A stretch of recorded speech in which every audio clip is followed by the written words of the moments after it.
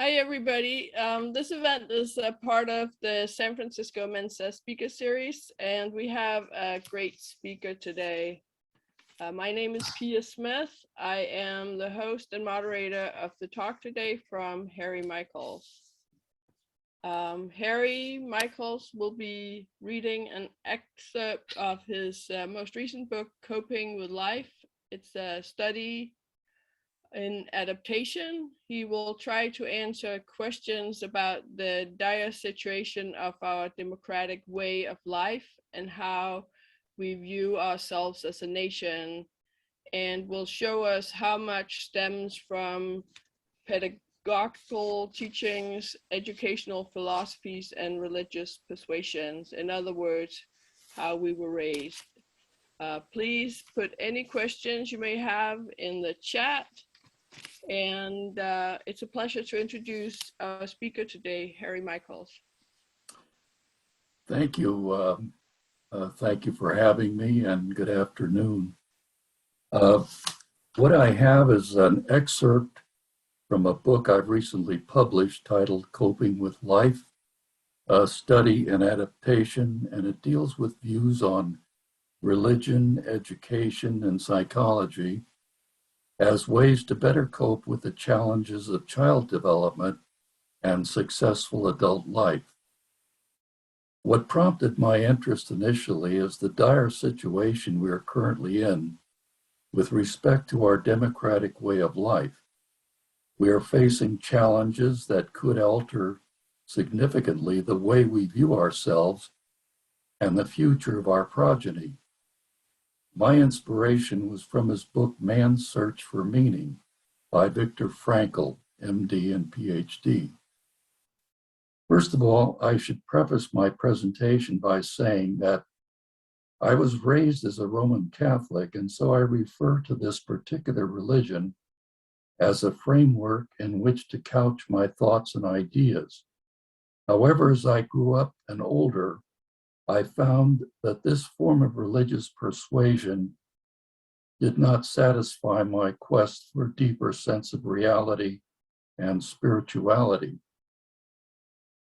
I was educated by the Jesuits through high school and college, which more or less presented greater challenges and confusions with reference to issues of reason and faith, which in turn led to quandaries about the authoritarian personality and that of the self-governing disposition.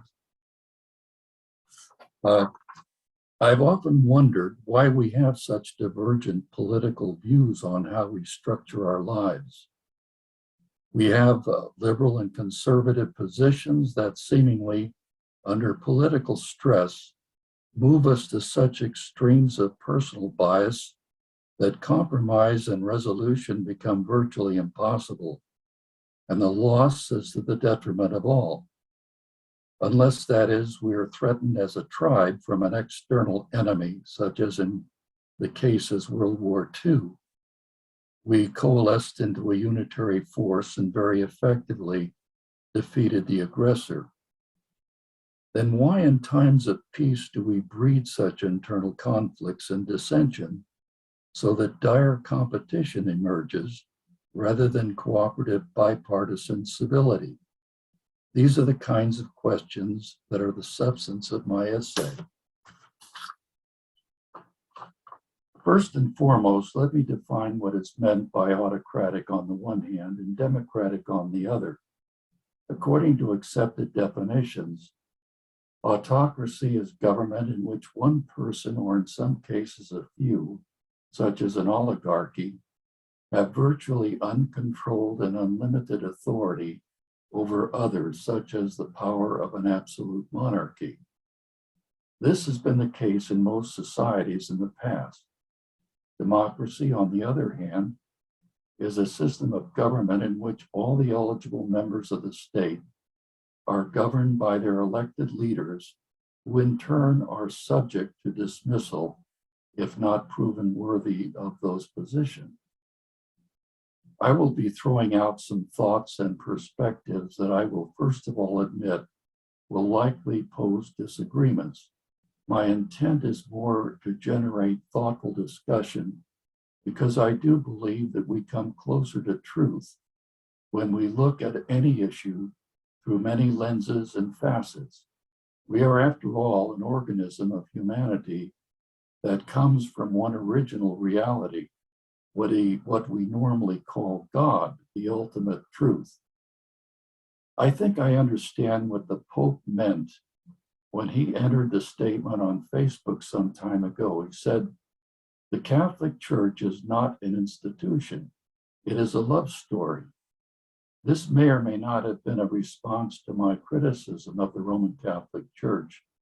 I sent him a copy of my essay titled Reflections on Institutional Catholicism, A Critical Perspective.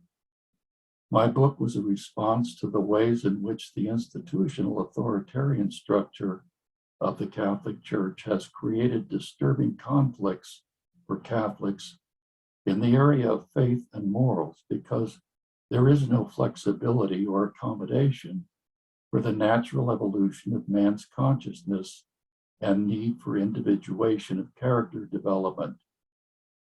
Catholics are seriously dissuaded from questioning, criticizing, or evaluating the tenets of the institution of the Church for fear of losing one's immortal soul, in contrast to our current form of government under the Constitution. It may seem audacious for me to send my writings to the Pope, but I thought that since he is a Jesuit and I was so educated, and besides he seems like an approachable and thoughtful person, besides the Jesuit president of my own university agreed with me that the Catholic Church has long been in need of reform. I take issue with the Catholic Church as an authoritarian institution because I was raised in that persuasion, and I found such teachings as hell and satanic threats as odious and pointless, because it seemed to me that our behavior was motivated more from fear, guilt, and the anxiety of staying out of eternal damnation than a more constructive attitude of goodwill, forbearance, and a wholesome attitude toward life.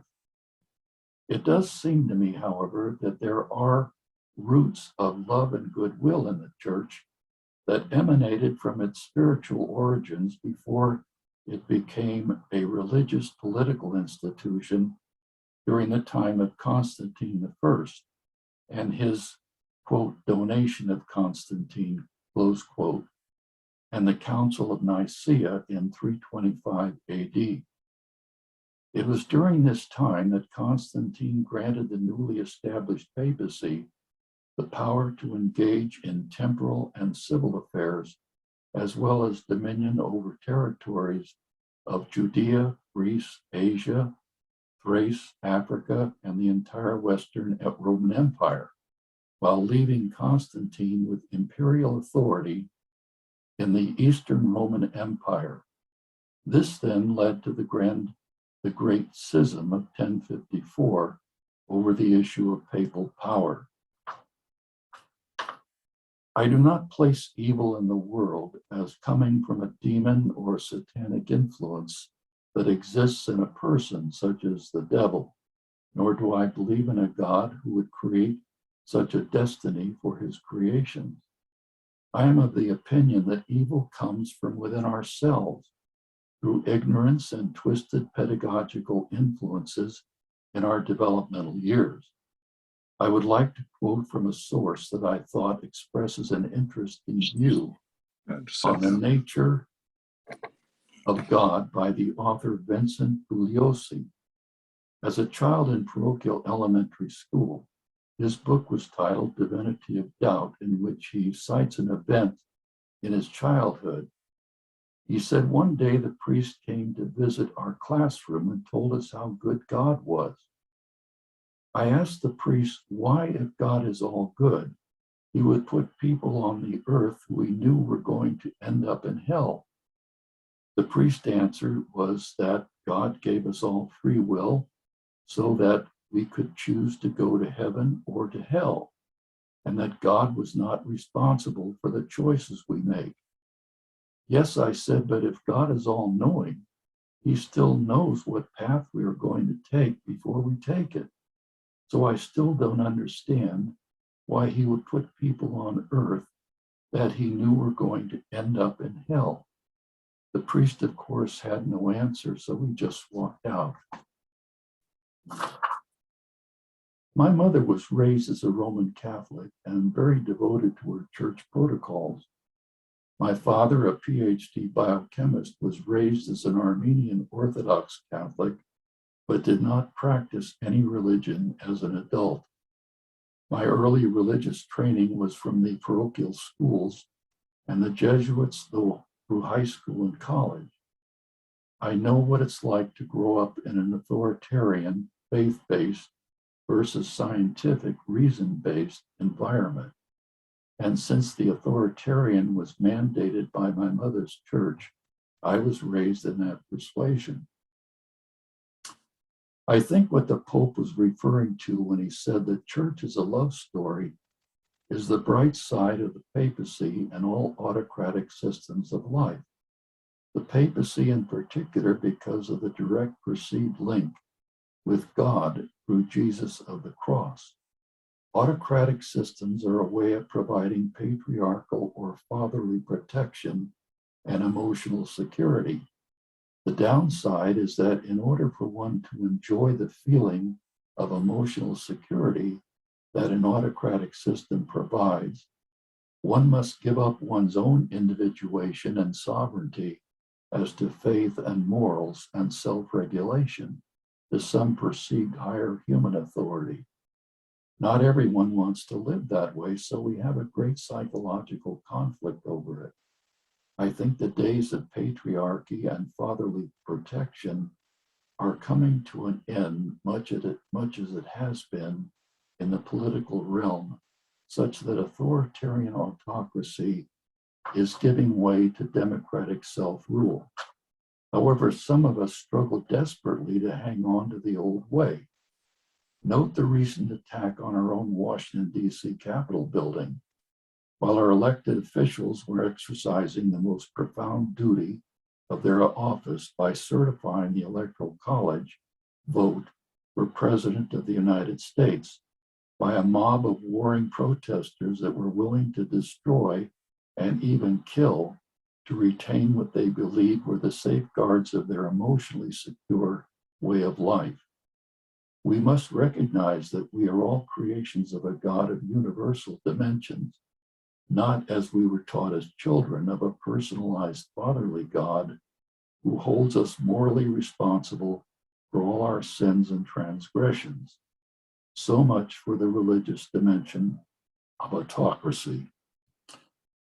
When I speak of liberal democratic and conservative autocratic, I am referring to the social emotional aspects rather than the economic. The liberals want to move toward a socialization of the culture. That is, a need for a sense of justice and fairness and consideration for one's neighbors and working associates, just as we attempt to teach our children socialization skills and attitudes when they are young. They value opportunity for all and some thoughtful restraint over the amassing of extraordinary wealth and tax benefits that only favor the super rich. The conservative position seems to value a tightly held authoritarian system of stability, predictability, and pre-established way of life that ensures law and order and a psychological sense of self-sufficiency and independence. It also favors minimal controls or regulations on business and industry while minimizing strong labor unions. At the same time, the conservative view is that liberalism promotes a kind of creeping socialism where all the wealth of the nation is equally distributed to all the citizens, whether they earn it or not. This, of course, could never exist in the US because the engine of economic growth is and has always been capitalistic and entrepreneurial. True socialism could never exist as a dominant economic system in this country. The wealthy would never put up with it. A modified socialism, however, already exists in our way of life in the form of Social Security, Medicare, and Medicaid, and most people agree that this is a healthy component of our economic system because it provides some security for the older people and those less fortunate than the rest of us. The retirement age for qualifying for Social Security, however, before receiving these benefits ought to be raised from 65 to 70, because when the Social Security system was first established in the early 1930s, the average lifespan was approximately 62 years of age. It is now close to 80. Ancient societies were decidedly autocratic by necessity, and people deferred their interest, their inherent personal sovereignty, to a monarch, a king, sultan, pharaoh, pope, or some potentate who would be deemed to have special powers of governance. Since people formed tribes for protection, someone had to be designated as a leader, and this leader would have complete power to maintain the solidarity and unity of the tribe. Punishment, pain, and exile were the controlling methods of ensuring compliance with the rules of the leader. History is replete with examples of such societies, which developed into distinct cultures and distinct forms of communication. The need for security, both physical and emotional, lies at the heart of our personhood and must be addressed when we are in our formative years if we are to develop into socialized and socially responsible adults. The degree of successful coping depends on the bedrock foundation of security we experience in our early developmental years. If one experiences too much of a dearth of such security in our childhood, we will likely clamor for some form of authority figure to guide and direct and offer to take responsibility for charting the course of our lives, much as an autocratic leader. Now, some people prefer to live that way, but many do not. The abuse of the autocratic power will quite often lead to some form of rebellion or aggression toward others or oneself. Ideally, the best is to offer responsible leadership with accountability, as we try to do in our system of democratic government. Hold on a second.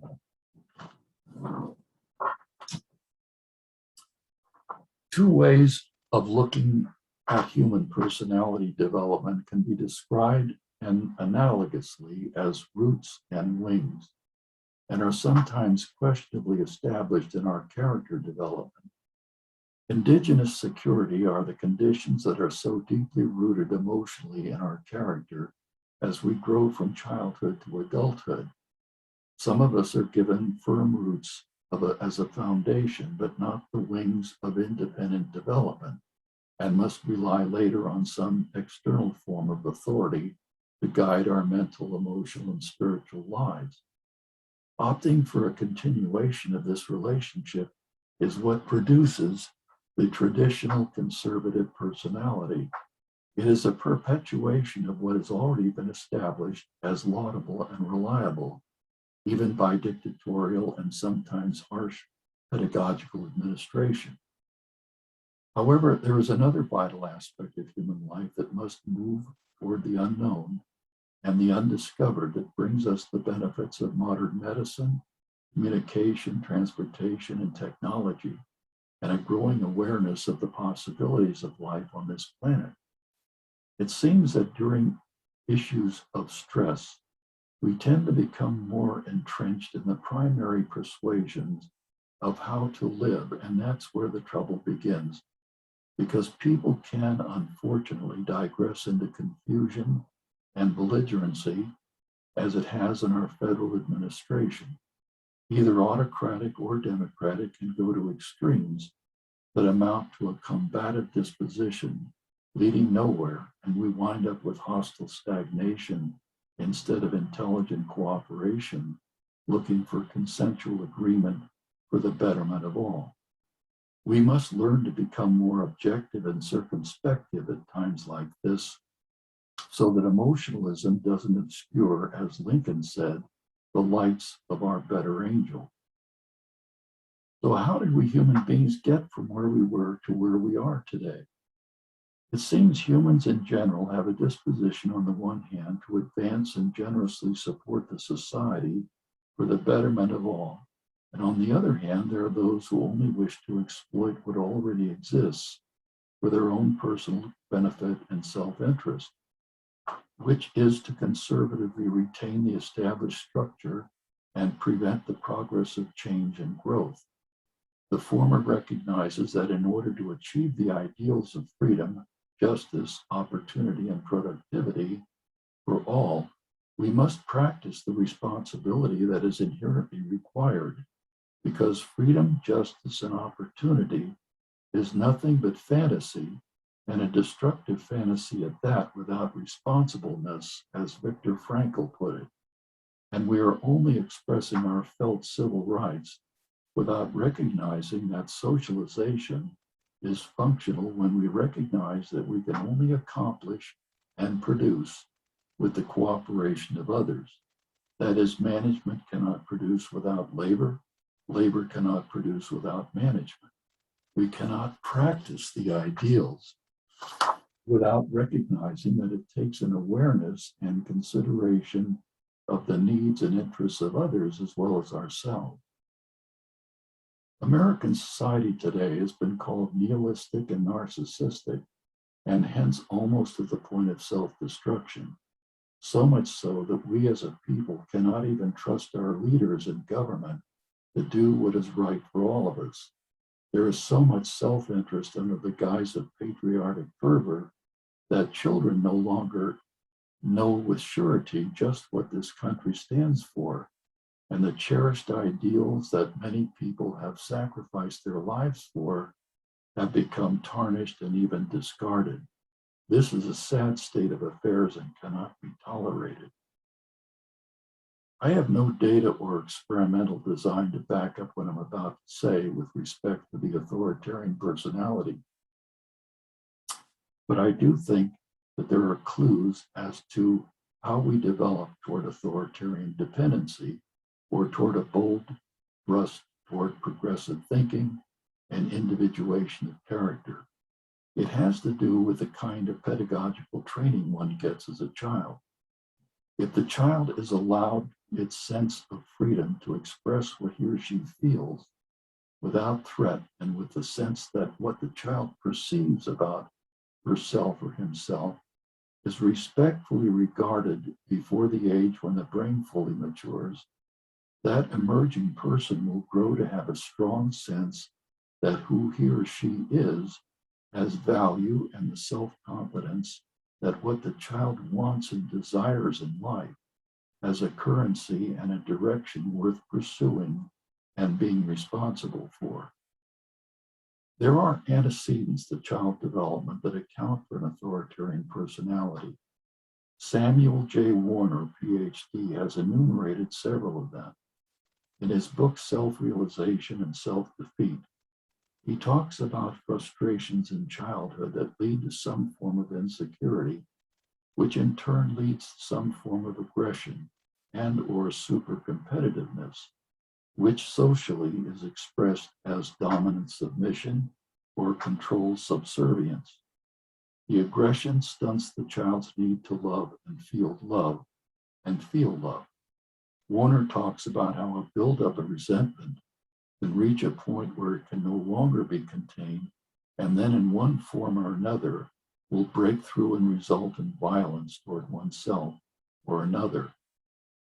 Harry Stack Sullivan, the famous psychiatrist and psychoanalyst, whose primary contribution to the field of child development was the idea of the, quote, significant other, close quote, and how that significance impacted the development of the child, mentions that an aggressive competitive parent can set up an anxious attachment relationship that causes a child to maintain a feeling of safety only in the esteem reflected by the parent or another person because he or she does not have the inner emotional resources to provide for his or her own self-esteem, and therefore seeks it from another person.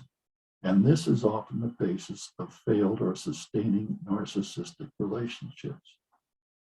Warner further talks about how narcissistic parenting will desire to be sufficiently effectual so as to permit a proud display to the world as an extension of her own ego. Yet there is the conflicting desire that the parent alone be intelligent and capable in the household.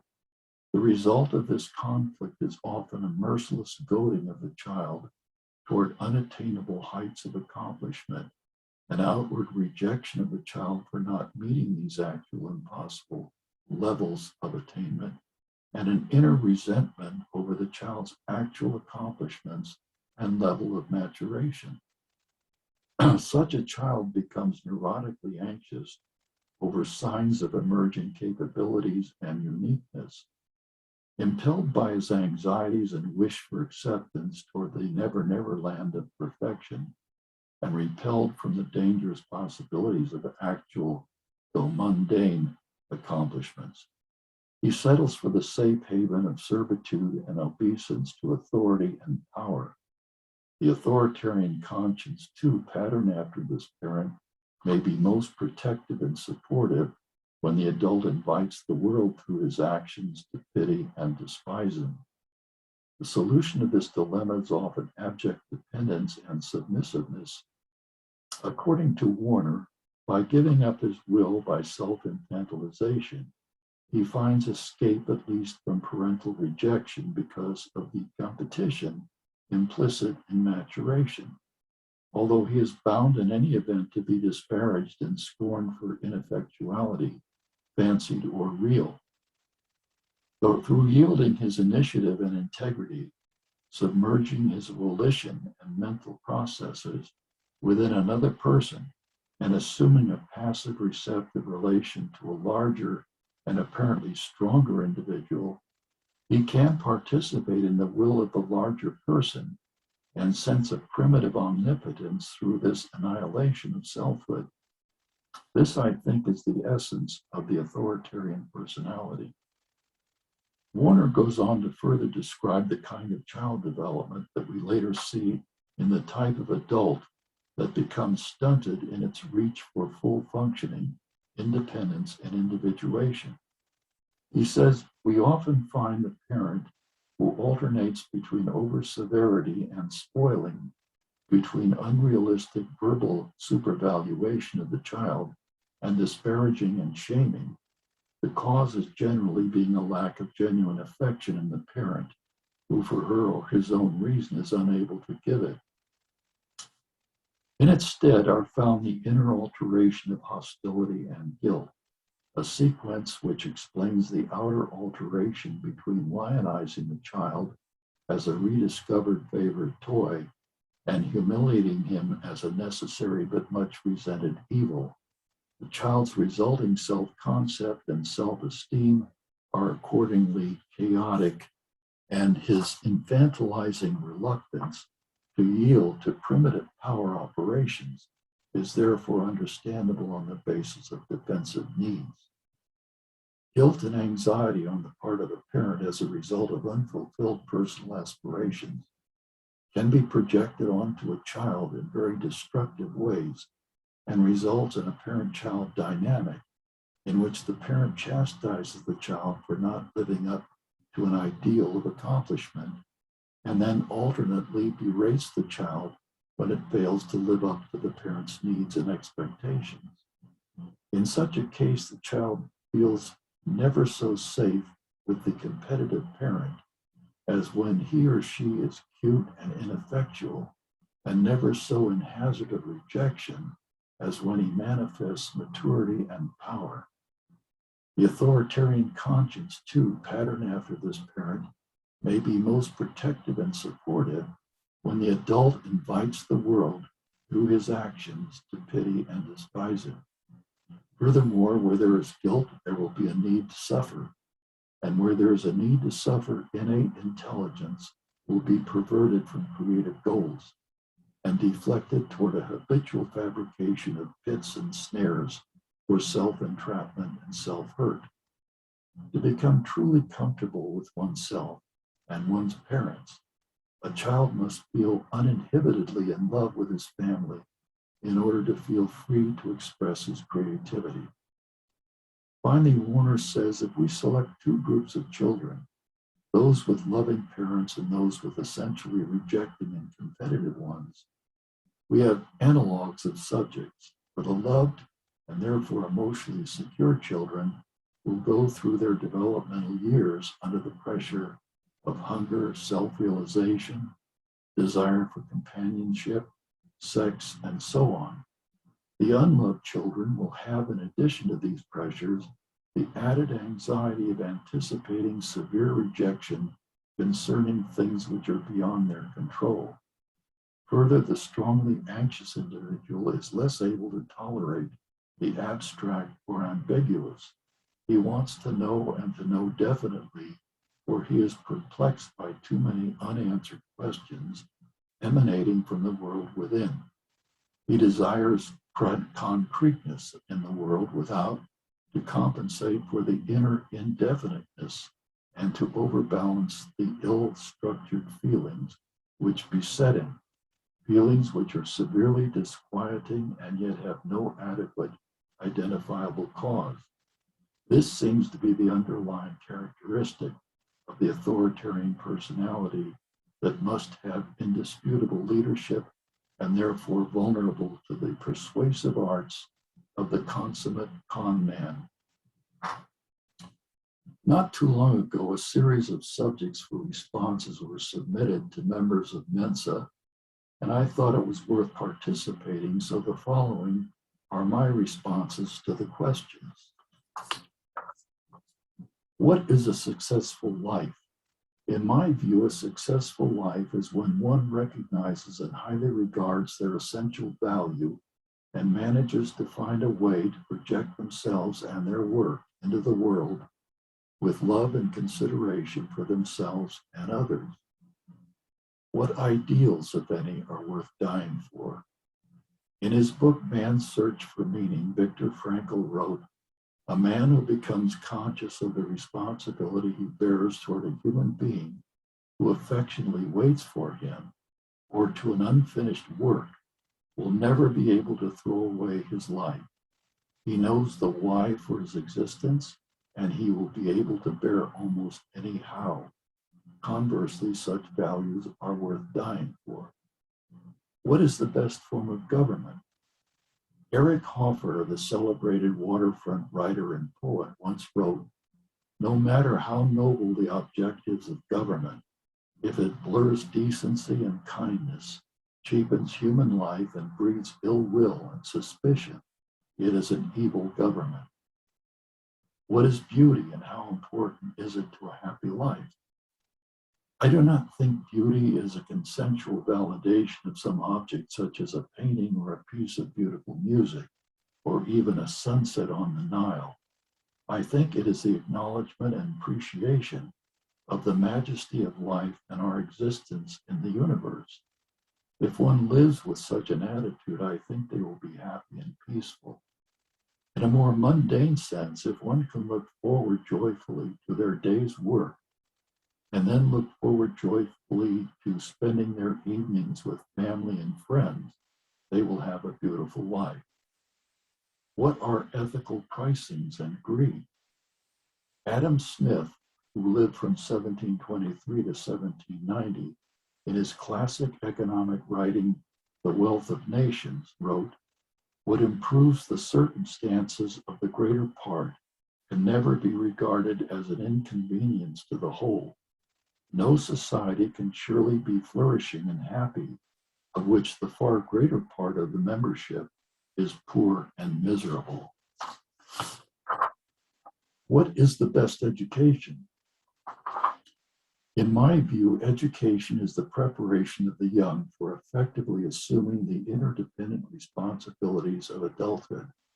The best education, therefore, is inculcating the values and knowledge of the culture, with the caveat that culture is an evolutionary process and must recognize that each individual will feel free to contribute their own innate perspectives and personal values along the way. Each individual must feel free to cooperate in the best interests of the society in which they live, and at the same time feel free to project their own value into the world. What is true friendship? A friend knows the song in my heart and sings it to me when my memory fails. This was by Donna Roberts. What would the world look like if women were in charge? As a former Catholic, this subject has come up a time or two because of the patriarchal dominance of the hierarchy and its pathological attitude towards sex and authoritarian rule. The institution has created moral and ethical havoc and a rigid inflexibility that has ruined many lives that are caught between a fearful obedience and a sincere desire to exercise moral and ethical responsibility, particularly with reference to birth control. Yes, I think on the whole, women are more sensitive and compassionate to human needs and desires, and the social, emotional perceptiveness and intelligence of women are a great historically unrecognized asset to the growth and evolution of humanity. I also recognize that as a man, women are endowed by nature with the responsibility of bringing and nurturing human life into the world. And in conclusion, I would caveat the last statement by saying that there are those, regardless of gender, that could and ought to be our leaders, people who are dedicated to honorable public service and who have the mental and emotional maturity to take on such responsibility. Thank you for your attention.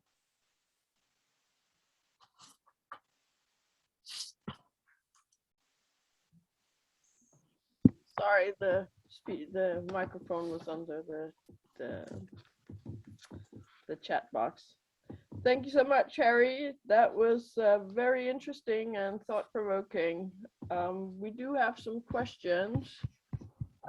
Somebody would like to know which university you're involved with. Are you able to? I'm sorry? Which university you are involved with? Well, let me turn up the sound a little bit. What was that again? I think it wasn't clear what university you're involved with. I'm sorry, I just can't, I have a hearing problem. Can you be a little more clear? She asked what university you were involved with. Oh, what university? University of San Francisco. And the other question is, where does Vygotsky's theories fit within the premise you talked about? I can hear the man better. Okay. Michael, it's all yours. Say that again, please, Pia. It's in the chat. Okay. Let me take a look.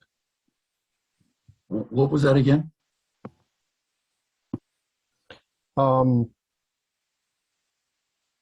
Pia, can you repeat it? Because I don't see it in the chat. If you want, where does Vygotsky's theories fit within this premise, as explained? George, was that your question? yes, I asked Vygotsky's theories of socialization in terms of getting children working together to develop their community and community within them, especially in regards to education. Yeah. How does your theory work within that, especially with the family involved? Yeah, well, I think that it's pretty. I think it's pretty well accepted that when children are very small, it's an important function of parents and their early teachers to train them in the ability to socialize with each other. In other words, to learn to not only respect themselves, but to respect other people, other kids, in the process of how we develop a society. The society being an organism where people work cooperatively with each other in order to accomplish things. Because if kids are allowed to or trained to be selfish and self-centered in those early years, that's the way they will grow up. And I think we've experienced too much of that in our society. And I think the most valuable teachers in our society are the teachers in the primary, kindergarten, primary, elementary grades, because that's when the children are much more amenable to learning these various characteristics and various habits of behavior. I think today we become much too loose in training children this way. Even in teenagers, I think we're neglecting the great energy and enthusiasm of teenagers by not integrating them in more early stages of development into our society so that they can feel that they're an important part of the society and willing to take responsibility. Responsibility, I think, in our society today is sadly neglected. I don't think people are thinking in those terms so much. And that's one of the reasons that when I read the book that I just made reference to, that he stresses the importance of responsibility. He even quotes that the Statue of Liberty on the East Coast ought to have its mate on the West Coast called Statue of Responsibility. That's how strongly he feels about it. We've sort of neglected this whole area. We talk about our civil rights, our human rights so much as though we think only of ourselves. And these kind of rights are almost meaningless unless we attach that with the idea, the notion that we really are a society and we have to have a disposition of cooperation and goodwill in order to advance our interests. I don't know if that answers your question, but that's the way I see it. Very much so. Thank you, sir.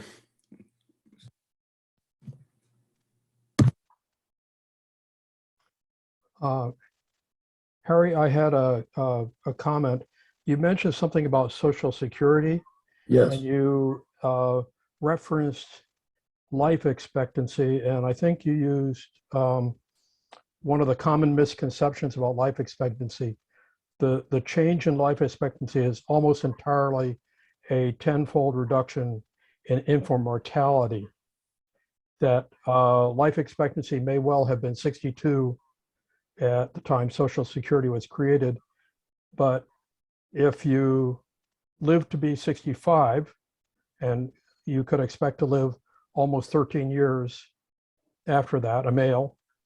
Yeah. Currently, the number instead of 13 years is about 16 years.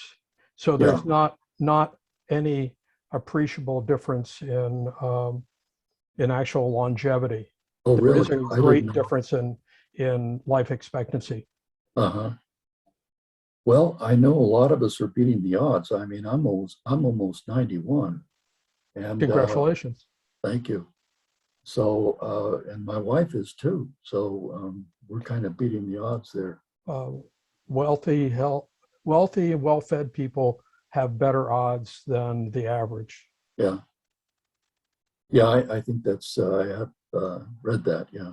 But the popular misconception is that if life expectancy is 62, that means most people are dead at 62. And that's not even approximately true. Uh-huh. Wasn't that the generalized publicized data for when people were talking about life expectancy back in Roosevelt's time? I'm looking at the Social Security website, and apparently there are almost 8 million people over the age of 65 at the time the Social Security was created. So it wasn't expected that nobody would collect because they would all be dead. That's a very popular misconception. Well, do you think that the Social Security should be raised to a higher age level, or No, not me. not you? Okay, all right. Uh, I think a lot of people I think one of the arguments against raising it would be that this means that people like you or me who are well-fed and wealthy will live to collect Social Security, where somebody who is not near as wealthy, not near as well-fed, will not. So it would exacerbate income disparities. It seems like a lot of people, though, are retiring early and taking advantage of the Social Security when they could be continuing to work and be productive. Does that seem true? People decide what they want to do with their life. People are living, modern medicine is such that it's keeping a lot of us alive well beyond the point where we might have deceased. I mean, it seems like people are living longer and healthier, and therefore probably need to be more productive further on in their life rather than retiring early. I don't want to get off into all the statistics about this, but there's really a bimodal distribution. We have a very good healthcare system for people who are wealthy. Oh, I see. If you are surviving well with very good healthcare, it's because you have a college education and lots of books on your bookshelf. Oh, I see. Okay, so you're making an appeal for the people who are less fortunate financially and are not able to access quality medical care. That's indeed true. And would you recommend a more of a socialized system of medical care? I certainly would. We have a very good socialized system of Medicare, and you use Medicare, and it works well for you. Yeah, I know there are countries such as Switzerland and Australia, Finland, that have a very high degree of socialized medicine, and they seem to have a very high quality of medical care for everybody. And in some cases, I think it's virtually paid for through taxes. I think Denmark is this way as well. In other words, there are examples throughout the world of a much more effective system than we have right now. Because like you say, there are a lot of people who just can't access good quality medical care.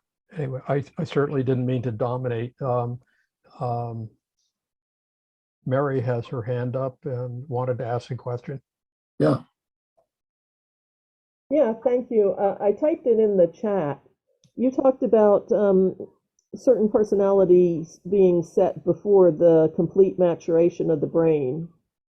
And I was wondering, after the child becomes adult and the brain is mature, is there any hope of changing these basic tendencies toward conservatism or liberal socialism and independent work?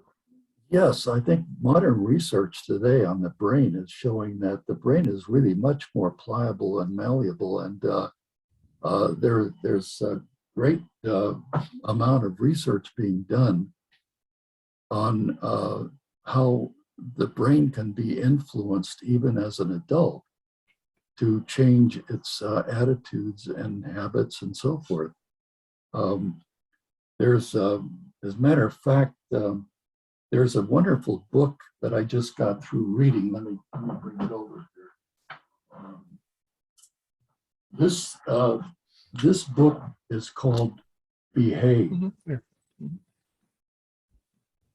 by Robert Sapolsky. Yeah, it's very good.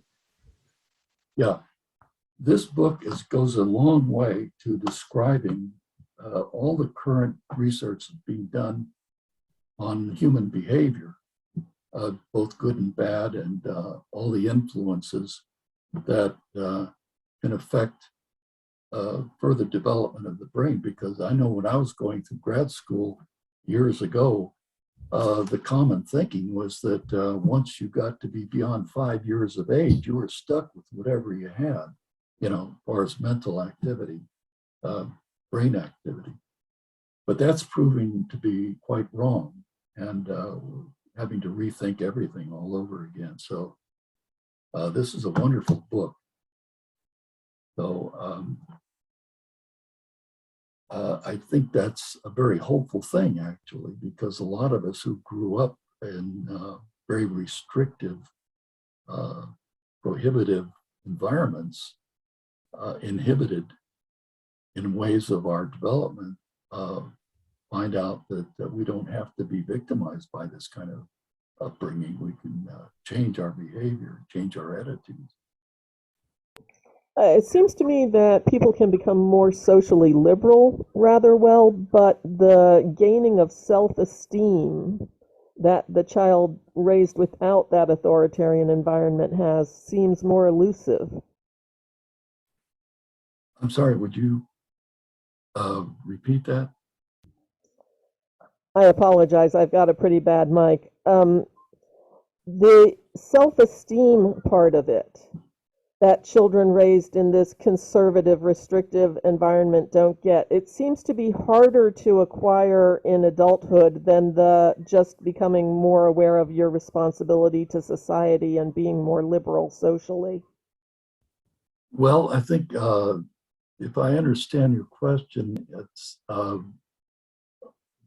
people, I think, who were raised in a strictly authoritarian system tend to be very conservative, and they tend to restrict their child in terms of development to a very narrow range of perceptions of reality. And I think what happens is children like this either tend to become very amenable to authority figures and must sort of orient their life in an authoritarian structure, or they become rebellious against it because they sense that somehow something inside of them is being denied in terms of their own growth. And so I think what we have when we talk about child development is the emergence of different kinds of approaches to life. So that we have some people on the one hand who want to be open to experience, and others who want to be closed and safe and sort of entrenched into a kind of an attitude of protection, self-protection. There's a lot of information on child development. One of my favorite authors is Goldman. I don't know if you're familiar with his name is Goldman. He's a psychologist, Ph.D., who's written several books on socialization, emotional intelligence, social intelligence, things like that. And he goes into a lot of detail about child development and how different ways of parenting and pedagogical treatment can affect a child's outlook toward not only toward the world, but toward themselves.